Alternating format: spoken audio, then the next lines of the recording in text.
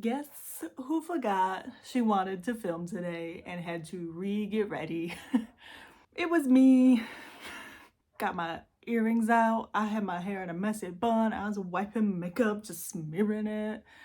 I was ready to get into working out clothes / comfy clothes, and I was like, wait a minute.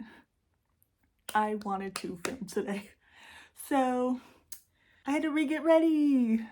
And I don't look as good as I originally did this morning before work, but here we are. I'm just gonna have to bear with it. It's toasty because I'm wearing this. I probably don't have to wear this. Maybe I'll lower it a little bit because I'm so hot. It's what I wore to work to make it a bit more professional. But anyway, welcome back to another True Crime Time with Junebug. That's me. And today we are covering my most modern case ever. Today, well, first I do want to say I don't normally cover very current cases because, well, there's like three main reasons. Number one is because they're ongoing. Don't want to get any facts like mixed up, especially with new info coming out, and might not be able to say some stuff, might get into trouble. I don't want to throw out like bad facts if there's stuff still ongoing. Two, generally because the people are still alive, or family members are, and I don't want to hurt them in any way if they somehow stumble across this tiny little channel with my tiny little videos. Like I don't want to hurt anyone, just let them be. They've been through enough. And then I guess my third one is when like finding facts, it kind of relates back to the first reason I don't cover a lot of modern ones. It's because of the internet. Things aren't necessarily as cut and dry as these older cases, especially with people's theories, and the internet is just, I worry I might not have all the facts, and if they're actually like facts, which I guess can happen in the older cases too. But it's generally not like there's not gonna be a whole like generally a Reddit forum dedicated to like for instance the Little Lord Fauntleroy. Maybe there is, I don't know. But when you compare something like Gabby Petito and then Little Lord Fauntleroy, there's not a lot of facts for Little Lord, but you know what I'm saying. So that's why I don't tend to cover current cases. Like, this is the most current because these photos I will be sharing are actually in color, not sketches or black and white. They're actual like photos taken on a phone. So that it's quite current. But today we are going to talk about Laqunda Faye Jacobs. And this happened February 9th of 1992. So when this happens, it's not very current, but you'll see.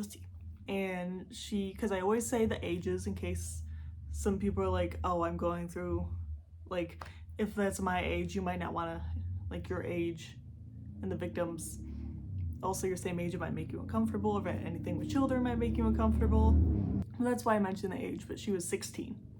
And this takes place in Little Rock, Arkansas, and status solved with a question mark. So, to begin, born in 1976 or 77, I couldn't quite find an exact year, Laqunda Faye Jacobs, I think she primarily went by Faye, was one of 12 kids in a blended family. And she was actually the youngest out of the 12 children in that blended family. But I didn't see much, if anything, about like her upbringing until she was about 16. It was said at this time Faye worked at Burger King, standard 16-year-old job. She sang in her church's choir, and she really wanted a family, and particularly a baby of her own one day. Like, she wanted a little baby to squish and love on and be her baby. She said she knew this when she started playing with Barbies when she was little and like brushed her hair, and she's like, I want one of these, but a human someday. But sadly, she couldn't do any of these things because of what happened February 9th of 1992. So Faye and her mom were said to be going to a night service at church. I believe they'd also gone to the morning service, but they also go to the night service, at least this particular day, when they saw like a commotion on the side of the road, so they pulled over to see what was going on, if anyone needed help. And it turns out a former elementary school classmate of Faye's had just been shot and killed in a robbery slash mugging gone wrong. He was 17-year-old Kevin Gaddy, and it believed someone wanted his Chicago Bulls jacket. Seems not worth it to kill someone over. I'm sure you can find one at Goodwill. I don't know about 1992, but just doesn't seem life-ending if that made sense. And when Faye and her mom got to the scene, police asked Faye her name, which is standard, like when I was in my obviously very different situation. When I was in my accident, they just asked the bystanders, the people who just pulled over to, not further the accident, like they asked their names. So they asked Faye her name, and she told them her name is Faye. And they cuffed her and took her to the police station for no reason.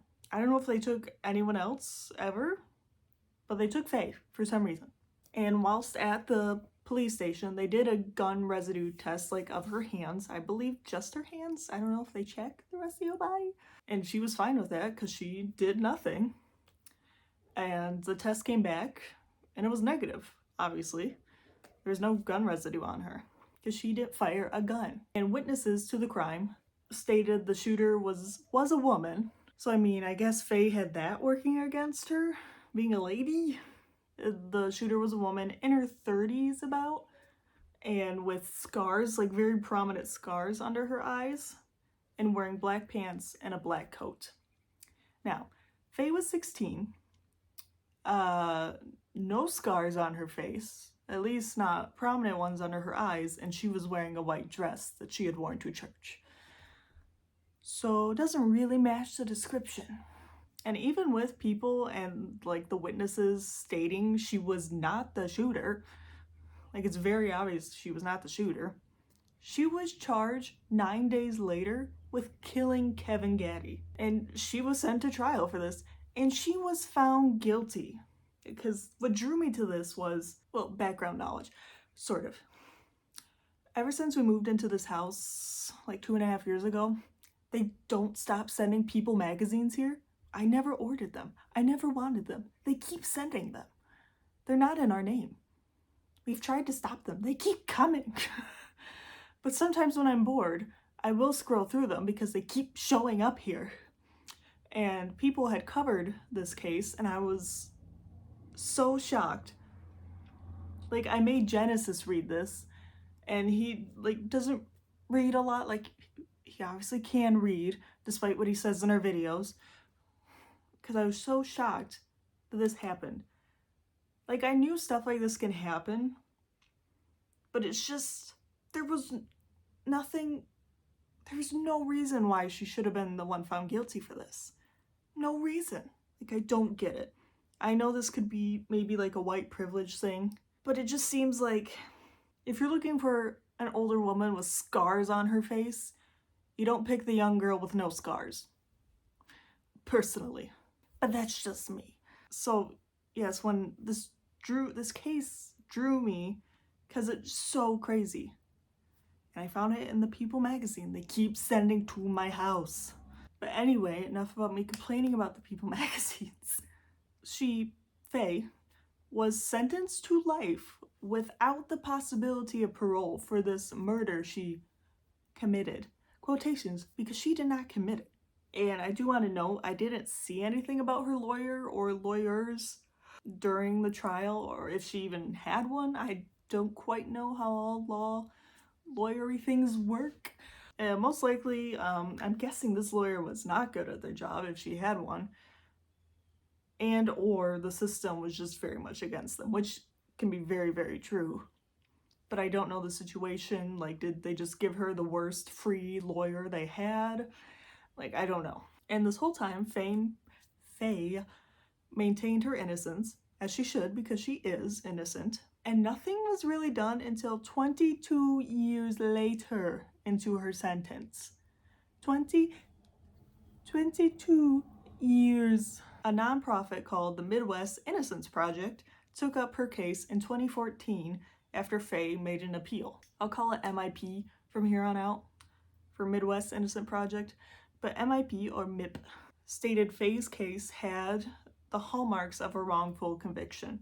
There was an incentivized witness. I don't know the details about that, but apparently there was an incentivized incentivized witness. There was bad suspect IDing, which I would say so. They had an ID of the suspect and they just went with not that when they picked Faye. And there was just a lack of thorough investigation, which I wholeheartedly agree. Only 9 days to charge someone with murder? I feel like that is quite fast nowadays. And the fact that she was in prison serving life sentence in 93. Like, I feel like that was really fast. I don't know, they just kind of skipped over an investigation, I feel like. So MIP started getting their ducks in a row and trying to get Faye released and proven innocent. But before they could show their findings to a judge, the U.S. Supreme Court ruled that sentencing minors to life in prison without the possibility of parole was unconstitutional. Which, I can get it, yeah. Especially in Faye's case, obviously, but I get where they're coming from. And because of this, Faye could be released from prison. But if she left, she gave up the ability to go back to court to do an official appeal, I think, and prove her innocence that way. Now, Faye would take the deal to leave prison due to her mom being very ill at the time. I read somewhere that she had already lost, I believe, her father. I think she lost some siblings, other family members. Like, I can 100% not blame her for wanting to help what family she has left with all the time she missed.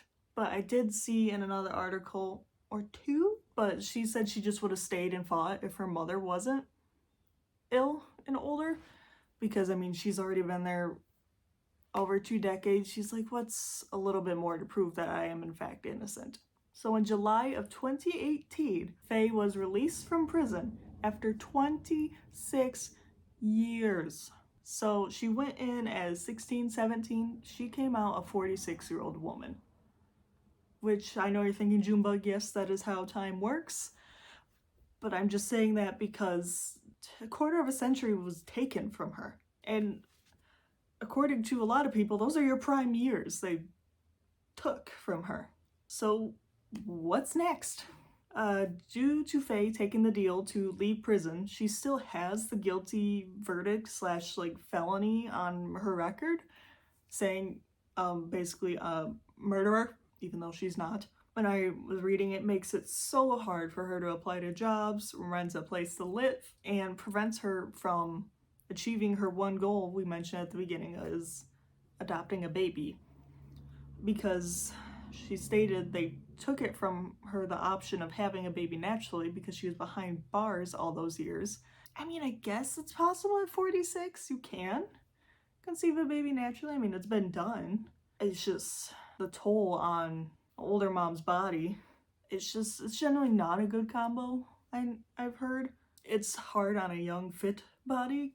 I can't imagine it on a 46-year-old woman's body. But so she was hoping to adopt, but no one's gonna, if they just see the file and it says murderer or felony murder, whatever it would say on the chart, they're not gonna give her a kid, unfortunately, because I doubt they're gonna sit there and read what actually happened. Maybe they would, I doubt it, but it's very hard for her to accomplish her dream of having that cute little squishy baby that's her baby. Now, the only way for her to be free of this, of the guilty verdict and the felony, is to get a pardon from the governor of Arkansas, which at the time was, is it Asa Hutchinson?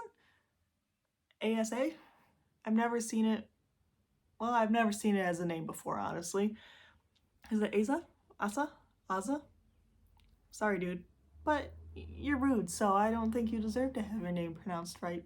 Because he turned down her request without comment in January of 2022. And due to this, Faye will have to wait another 6 years before being able to ask for a pardon again. And I did see, when I was doing my research, there is a petition for this.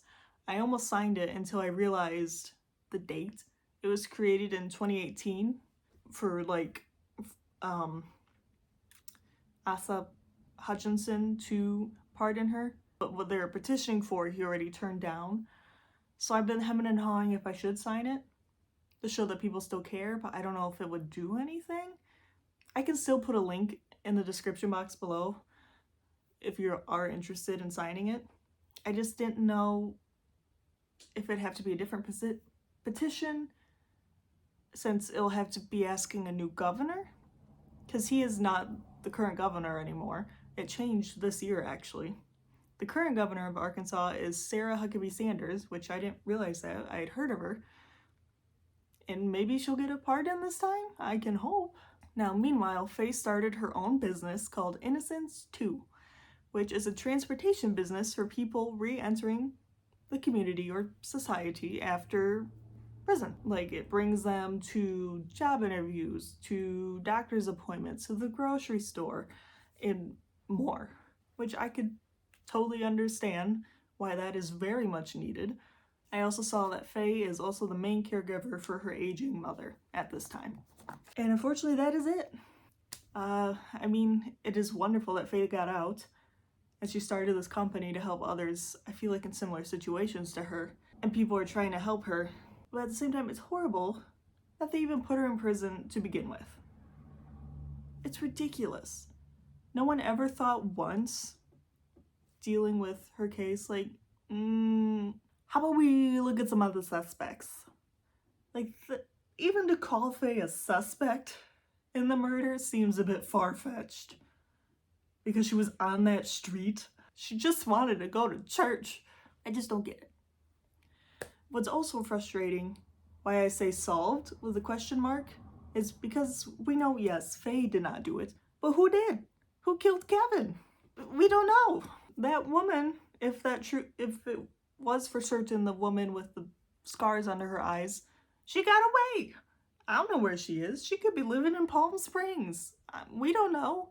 I can't imagine just feeling, one being Faye's family, obviously they're feeling horrible, and being Faye, but Kevin's family.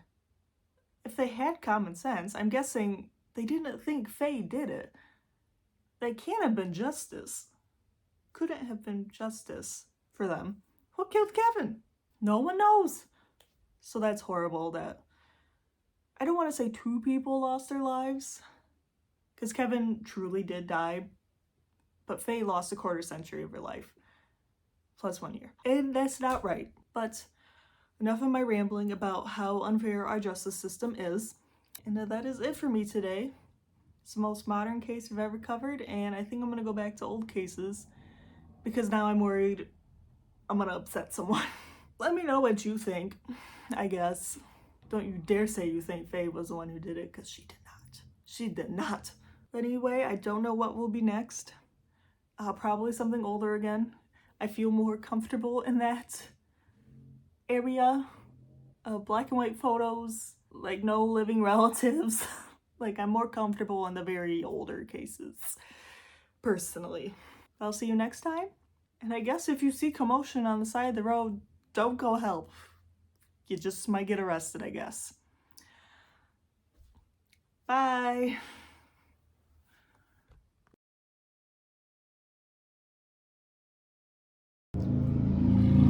Scudio, did you know I wanted to record today?